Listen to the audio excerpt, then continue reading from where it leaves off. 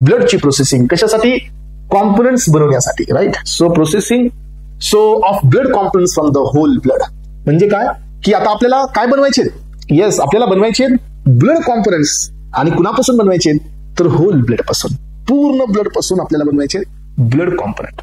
चला तर फ्रेंड्स, या टॉपिक मध्ये आपण आता डिटेल मध्ये घेत आहोत next part from the blood, that is the blood components.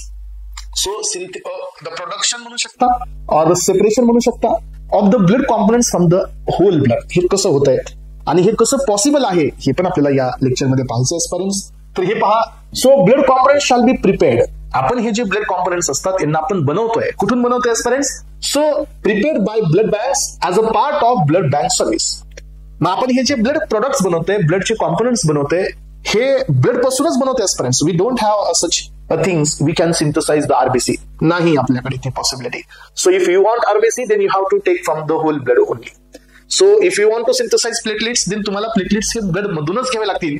As such we don't have any other route to synthesise the platelets outside the body. बॉडीच्या बाहेर आपण यांना नाही बनवू शकत एस्पेरेंट्स. मग आता या ठिकाणी आपण पाहतो की हे ब्लड प्रोडक्ट्स प्रिपेअर करणं हे ब्लड बँकचं काम आहे as the blood bank service. मग यामध्ये याच्यासाठी आपल्याला अकोमोडेशनची गरज आहे एस्पेरेंट्स. हे कुठं होत आहे, हे क्लोज्ड सिस्टम मध्ये होत आहे under double, single, double, triple, quadruple plastic bags. So except the preparation of the RBC. RBC साठी फक्त सिंगल बॅग असते.